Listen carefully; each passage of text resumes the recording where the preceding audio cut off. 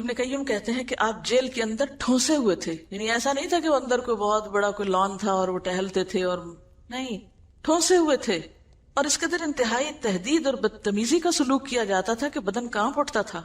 یعنی ان کے ساتھ بہت بدتمیزی سے لوگ پیش آتے تھے جیل کے. ذرا آپ اپنے آپ کو رکھ کے دیکھیں کہ کوئی آپ کو ایک جملہ کہہ دے تو آپ کا پارا کتنا ہائی ہوتا ہے، اور آپ کہاں کھڑے ہوتے ہیں، اور آپ کے دل کے اندر کی حالت کیا ہوتی ہے. اور وہاں اتنا بڑا عالم، 35 جلدوں میں ان کے فتاوی کبھی آپ نے دیکھے ہو. کسی بھی اسلامی لائبریری میں جائیں، سب سے زیادہ والیوم ان کے نظر آئیں گے آپ کو، اتنی کتابیں لکھی ہیں. اس پائے کا عالم اور ایک معمولی سا انسان اٹھ کے اس کے ساتھ بدتمیزی کا سلوک کرے. چونکہ دل میں ذاتی بڑائی نہیں نا، اللہ ہی کی بڑائی، اس لیے کوئی پرواہ نہیں کہ کوئی کیا سلوک کر رہا ہے میرے ساتھ. ان کے شاگرد کہتے ہیں کہ ایسا سلوک کیا جاتا تھا کہ بدن کانپ اٹھتا. اس کے باوجود سارے لوگوں سے زیادہ طیب العیش تھے، یعنی خوش رہا کرتے تھے. سب سے زیادہ منشرح الصدر، ان کا سینہ کھلا ہوتا تھا، دل کے اندر کوئی گھٹن نہیں. سب سے زیادہ مضبوط دل والے، تمام لوگوں سے زیادہ خوش دل نظر آتے کہ نعمت اور زندگی کی تازگی اور رونق کے آثار ان کے چہرے پہ نمایاں دکھائی دیتے.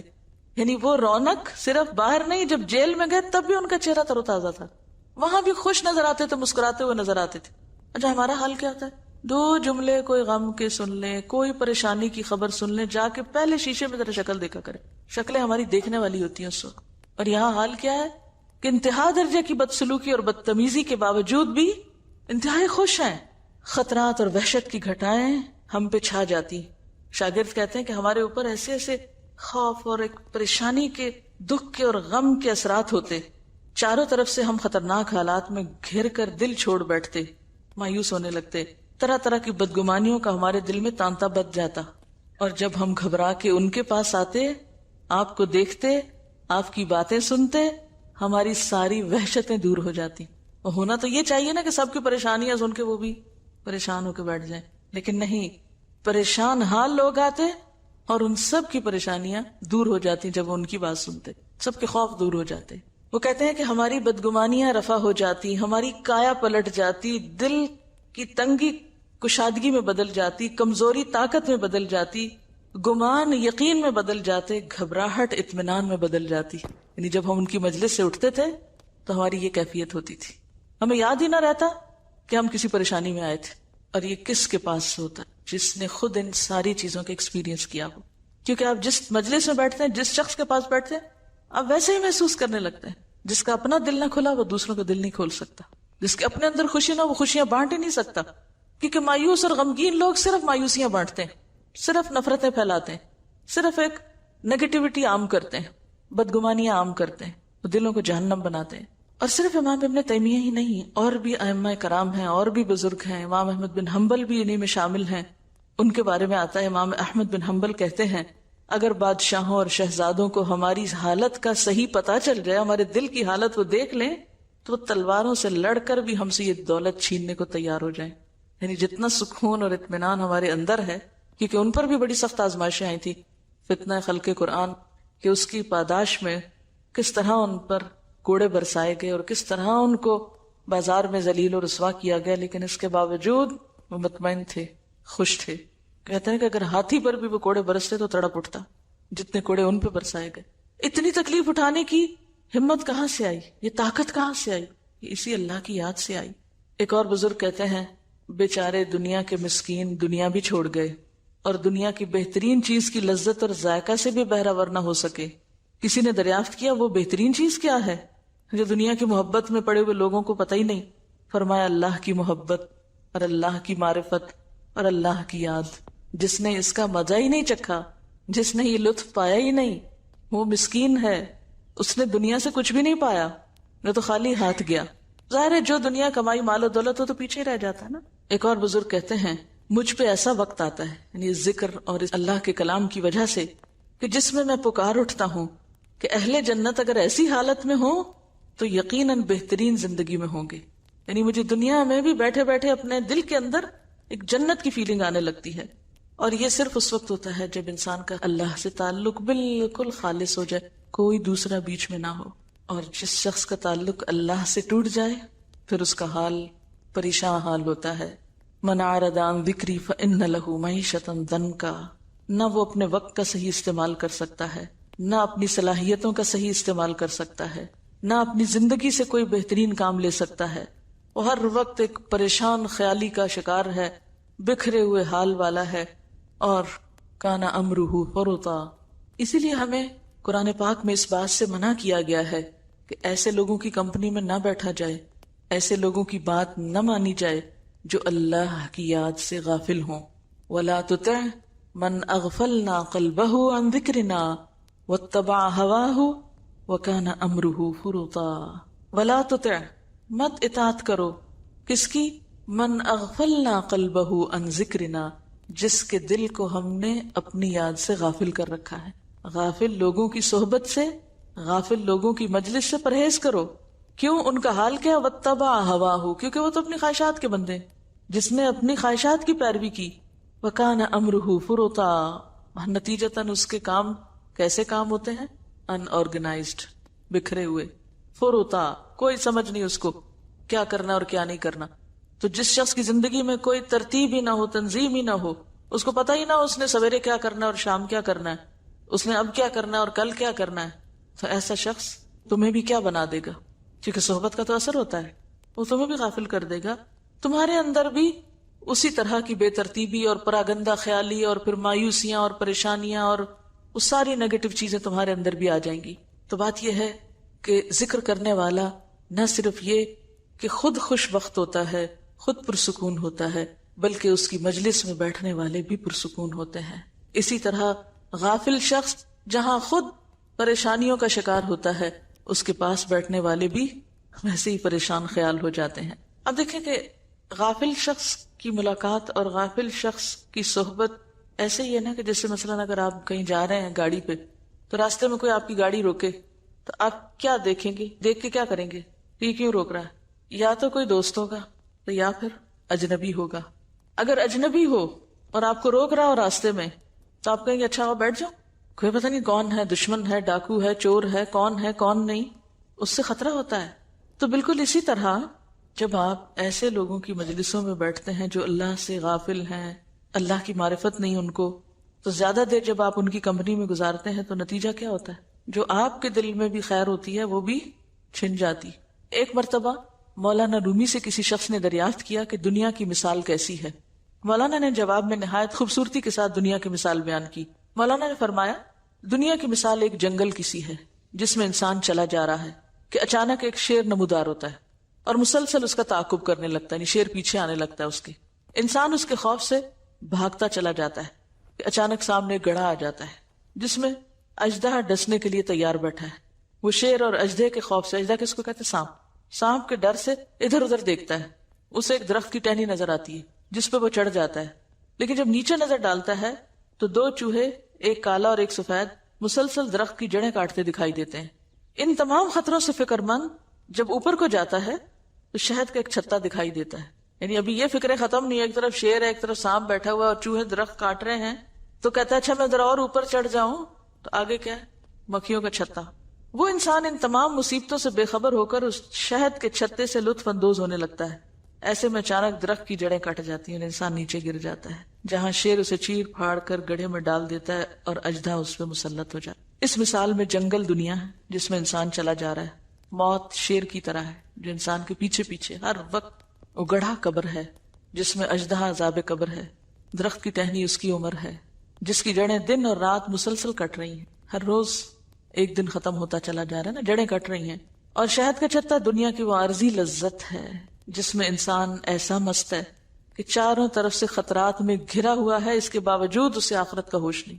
کیونکہ آخرت کا ہوش نہیں، اس لیے پھر ارادے بھی متزلزل ہیں، ایفرٹ بھی نہیں۔ جس کو موت یاد ہو وہ تو بھاگے گا، وہ سو سکتا ہے، وہ رک سکتا ہے، وہ سستی کر سکتا ہے۔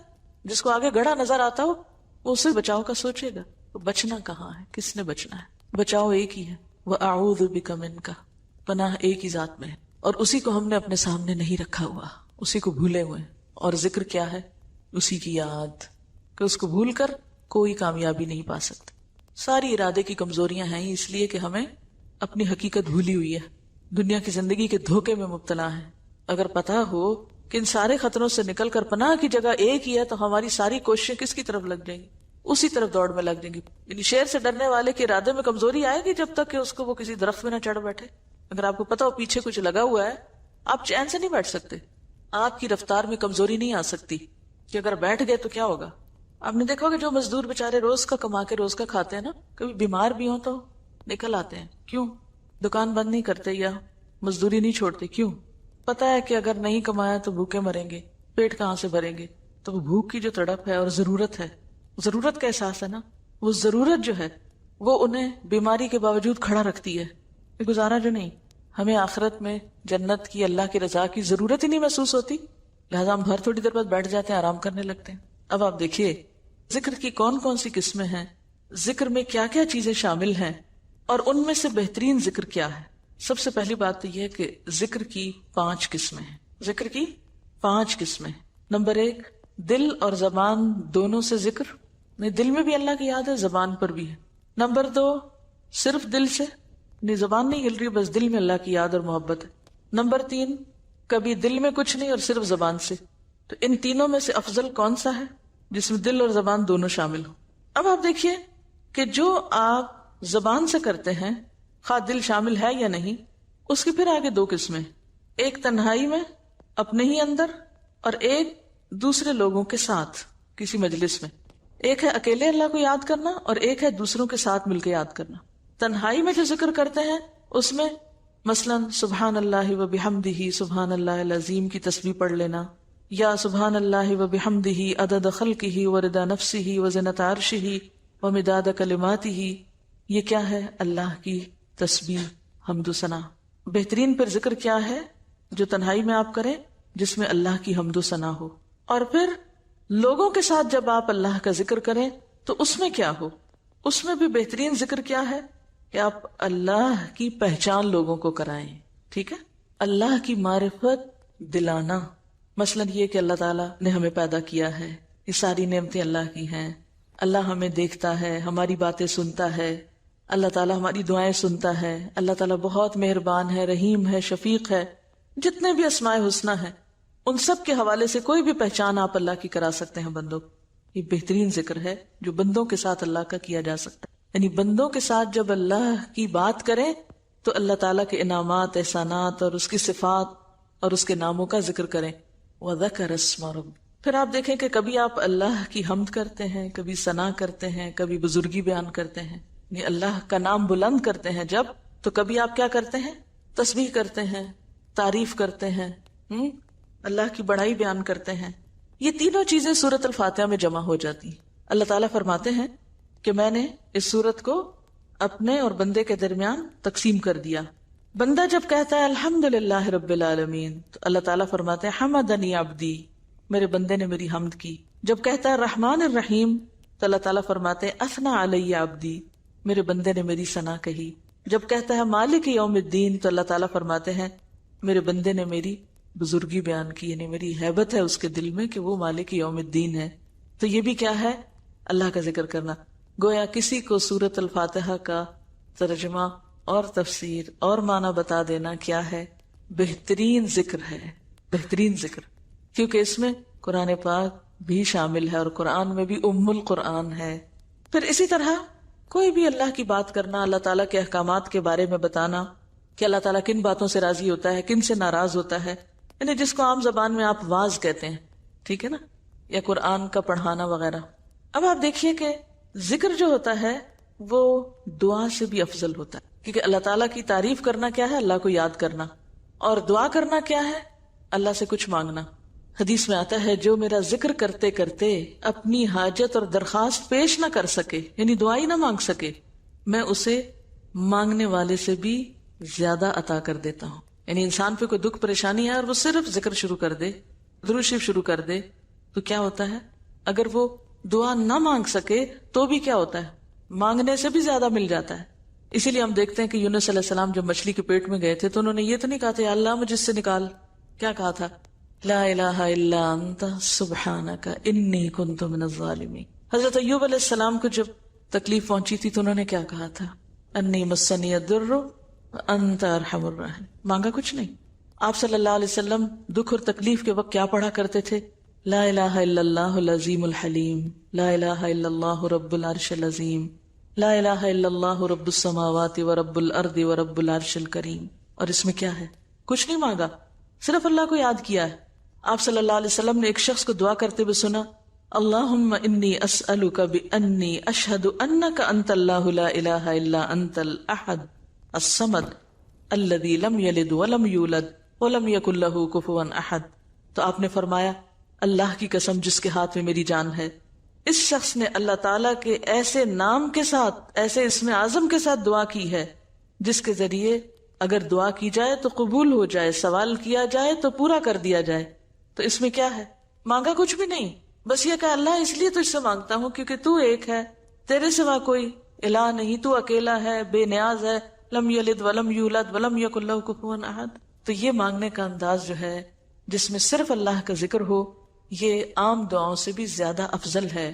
حضرت انس سے مروی ہے کہ وہ آپ صلی اللہ علیہ وسلم کے ہاں بیٹھے ہوئے تھے.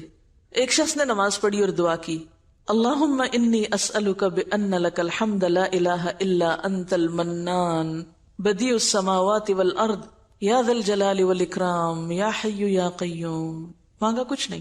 تو آپ صلی اللہ علیہ وسلم نے فرمایا اس نے اللہ کو ایسے اسم اعظم سے پکار لیا ہے جس کے ساتھ دعا کی جائے تو وہ قبول فرماتا ہے، سوال کیا جائے تو پورا کرتا ہے. وَذَكَرَ اسْمَ رَبِّهِ، پھر آگئی نا وہی بات، اللہ کے اسماء الحسنى کے ساتھ مانگنا.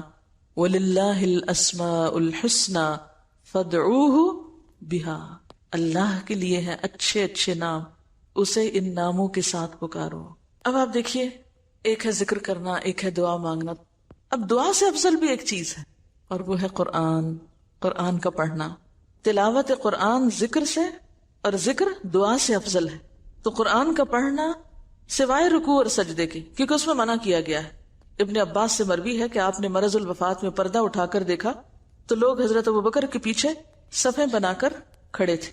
آپ نے فرمایا لوگوں، مبشرات نبوت میں سے اب صرف اچھے خواب باقی ہیں جنہیں کوئی مسلمان دیکھتا ہے یا اسے دکھائے جاتے ہیں. خبردار، رکوع اور سجود میں قرآن پڑھنا منع ہے، اس میں صرف تسبیح ہوتی ہے. رکوع میں اللہ عز و جل کی عظمت و کبریائی بیان کرو اور سجدہ میں دعا کی کوشش کیا کرو، کیونکہ ایسی صورت قبولیت کے لیے زیادہ بہتر ہے، یعنی سجدے میں زیادہ دعا قبول ہوتی ہے. احمد، مسلم اور نسائی کی روایت ہے. اتل ما اوحی الیک من الکتاب واقم الصلاۃ ان الصلاۃ تنہی عن الفحشاء والمنکر ولذکر اللہ اکبر واللہ یعلم ما تصنعون. اتلو، تلاوت کیجئے، ما اوحی الیک من الکتاب، کتاب میں سے جو بھی آپ کی طرف وحی کیا گیا ہے، واقم الصلاۃ، اور نماز قائم کیجئے، ان الصلاۃ تنہی عن الفحشاء والمنکر، کیونکہ نماز تو بے حیائی اور برائی سے روکتی ہے اور اللہ کا ذکر سب سے بڑی چیز ہے. یعنی تلاوت میں اور نماز میں بھی اصل چیز کیا ہے؟ اللہ کی یاد. یا دوسرا معنی یہ بھی کیا جاتا ہے کہ نماز اللہ کے ذکر کی سب سے بڑی قسم ہے اور اللہ کو پتا ہے جو تم کرتے ہو. اس لیے محض تلاوت قرآن سے بھی افضل چیز کیا ہے؟ نماز. وَذَكَرَ اسْمَ رَبِّهِ فَصَلَّى، وہ ہائٹ ہے نماز. جو تلاوت قرآن کا پڑھنا نماز کے اندر ہوتا ہے وہ اس پڑھنے سے افضل ہے جو نماز کے بغیر پڑھا جاتا ہے. تو اس سے کیا پتہ چلتا ہے کہ ذکر کے بھی درجے، ایک درجہ ہے دعا مانگنے کا، ایک درجہ ہے ذکر کرنے کا، ایک درجہ ہے قرات کا، قرآن پڑھنے کا، اور ایک درجہ ہے نماز پڑھنے کا اور نماز کے اندر قرآن پڑھنے کا. آگے سے آگے، اوپر سے اوپر ہے نا. اور یہاں بھی کیا، وَأَقِمِ الصَّلَاةَ کے بعد کیا فرمایا؟ وَلَذِكْرُ اللَّهِ أَكْبَرُ. تو ایک معنی اس کا کیا بنتا ہے کہ نماز اللہ کا سب سے بڑا ذکر ہے. اب بات یہ ہے کہ ذکر کی جو مختلف قسمیں ہیں ان میں پھر افضل ترین ذکر کیا ہوا؟ نماز، اور اس سے کم پھر قرآن.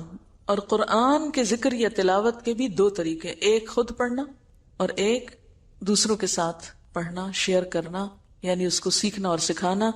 جیسے حدیث میں آتا ہے خیرکم من تعلم القرآن وعلمہ، تم میں سے بہترین ہے وہ شخص جو قرآن سیکھے اور آگے سکھائے، بہترین عمل میں سے ہے.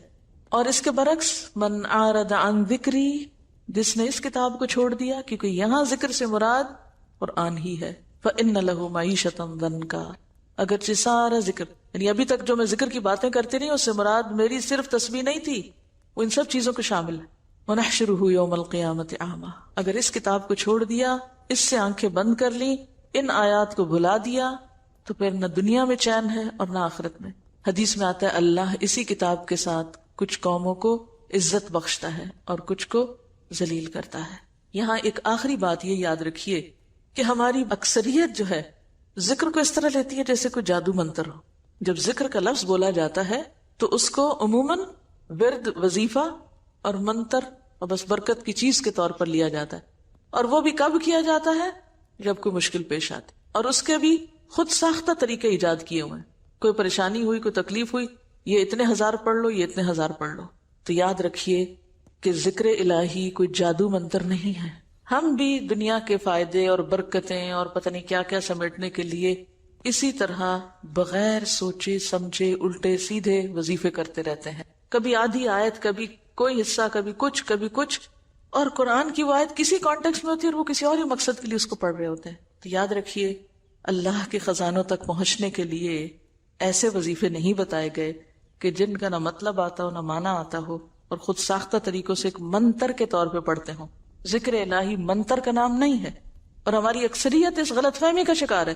وہ کہتے ہیں فلاں مسئلہ ہو گیا، یہ کام نہیں ہوتا، یہ اتنی دفعہ پڑھ لو یہ ہو جائے گا. اس کو انہوں نے وظیفہ بنا رکھا ہے یا اس کو انہوں نے ذکر کا نام دے رکھا ہے. ذکر نام ہے اللہ کی طرف جھکنے کا، اللہ کی پہچان کا، اللہ کی یاد کا. ایسی یاد، ایسی تڑپ، ایسی محبت دل سے اٹھے کہ واقعی آپ کے پورے بدن پہ اس کا اثر ہو جائے. کبھی تو وہ آیتیں سنے تو کیا ہو، انما المؤمنون الذین اذا ذکر اللہ وجلت قلوبہم وَإِذَا تُلِيَتْ عَلَيْهِمْ آيَاتُهُ زَادَتْهُمْ إِيمَانًا وَعَلَى رَبِّهِمْ يَتَوَكَّلُونَ. یہ ہوتا ہے ذکر کہ اللہ کا نام آ جائے تو ان کے دل دھڑکنے لگتے ہیں. بالکل ایسے ہی جیسے کسی عام انسان کے لیے اس کے دنیاوی محبوب کا نام آ جائے تو اس کی نبضیں تیز ہونے لگتی ہیں. وَإِذَا تُلِيَتْ عَلَيْهِمْ آيَاتُهُ، اور جب اس کی آیتیں ان پہ پڑھی جاتی ہیں زَادَتْهُمْ إِيمَانًا، تو ان کا ایمان ایک دم بڑھنے لگتا ہے، دل میں ایک لہر اٹھنے لگتی ہے، پورا جسم اس سے متاثر ہوتا ہے. اور یہ کون لوگ ہوتے ہیں؟ الذین یستمعون القول فیتبعون احسنہ. یہ ہے ذکر کا اثر ان کی زندگیوں میں. ذکر کا اصل معنی ہے اللہ کی یاد. اور اللہ کی یاد کا کیا مطلب ہے؟ یعنی یہ بھی قابل توجہ چیز ہے. ہم یہ پھر ترجمہ ہی کر رہے ہیں اللہ کی یاد، جو سب کو پتا ہے. کیا یاد؟ اللہ کی محبت، اللہ کے خوف، اللہ کے دیدار کے شوق، اللہ کی قدرت، اس کے کمالات، اس کی نشانیوں کو دیکھ کر انسان کا دل پھڑک اٹھے، تڑپ اٹھے، وجد میں آ جائے، ہل جائے.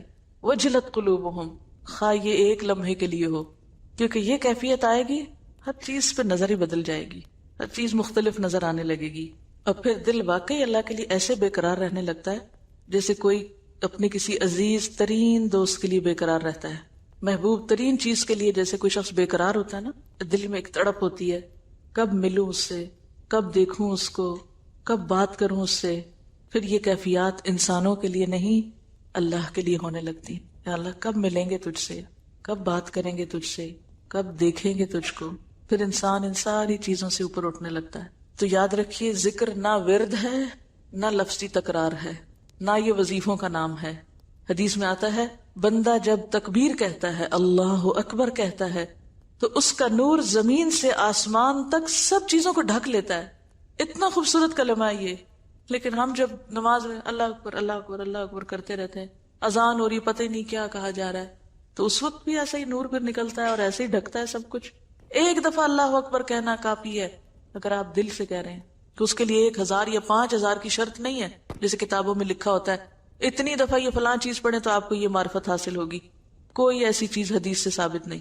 رسول اللہ صلی اللہ علیہ وسلم نے ایک بار خطبے میں فرمایا، جو شخص لا الہ الا اللہ کو اس طرح کہے کہ خلط ملط نہ ہو تو اس کے لیے جنت واجب ہو جاتی. حضرت علی بن ابی طالب نے پوچھا خلط ملط ہونے کا کیا مطلب ہے؟ فرمایا دنیا کی محبت اور اس کی طلب میں لگ جانا، یعنی دنیا کا کتا بن جانا مراد اس سے یہ. یعنی جو لا الہ الا اللہ پڑھتا ہے سچے دل سے تو پھر وہ کس کا طالب بن جاتا ہے، وہ کس کا مرید ہوتا ہے؟ من اراد الاخرۃ، وہ پھر آخرت کا طلبگار ہو جاتا ہے کہ وہاں رب سے ملاقات ہونی، وہ صبح شام دیکھیں گے اپنے رب کو. دنیا کی چیزوں کی اٹریکشن ختم ہو جاتی، پھر کم ہو جاتی ہے. رسول اللہ صلی اللہ علیہ وسلم نے فرمایا جو شخص لا الہ الا اللہ اخلاص کے ساتھ کہے، اخلاص کے ساتھ، وہ جنت میں داخل ہوگا. پوچھا گیا لا الہ الا اللہ کا اخلاص کیا ہے؟ کیونکہ ہم تو آدھی حدیث لے لیتے ہیں نا، لا الہ الا اللہ پڑھ لی جنت میں بس داخلہ کنفرم ہو گیا. ٹکٹ مل گیا بس اب جانے کی دیر ہے، چاہے جو مرضی کرو. تو آپ نے کیا فرمایا؟ جو اخلاص کے ساتھ گئے. لوگوں نے پوچھا اخلاص کیا ہوتا ہے؟ وہ شرط لگ گئی نا ساتھ، اخلاص کے ساتھ. فرمایا وہ آدمی کو اللہ کی حرام کی ہوئی چیزوں سے روک دے. اخلاص کیا ہے؟ جو اللہ کی حرام کردہ چیزوں سے انسان کو روک دے. مثلا جھوٹ، چوری، بدکاری، یہ سب حرام ہے. تو لا الہ الا اللہ جو سچے دل سے پڑا ہو تو وہ کیا ہوتا ہے؟ انسان کو ان ساری چیزوں سے روک دیتا ہے، تب وہ جنت میں جانے کا مستحق بنتا ہے. آپ صلی اللہ علیہ وسلم نے فرمایا جو شخص اس حال میں مرے کہ اس نے گواہی دی ہو کہ اللہ کے سوا کوئی الہ نہیں اور میں اللہ کا رسول ہوں، اور یہ بات اس کے قلب سے نکلی ہو، دل سے نکلی ہو، وہ ضرور جنت میں داخل ہوگا. ایک دوسری روایت میں آتا ہے جو اس بات کو جان لے کہ اللہ اس کا رب ہے، ان الذین قالوا ربنا اللہ، اور میں خدا کا رسول ہوں، اس نے دل سے اس کا یقین کیا ہو، تو جہنم کی آگ اللہ اس کے لیے حرام کر دے. کیونکہ جب یہ باتیں دل سے نکلتی ہیں، جب یہ ذکر واقعی دل کا حصہ بنتا ہے، تو ہو نہیں سکتا کہ انسان کا عمل نہ بدلے. ہمارے اعمال کیوں نہیں بدلتے؟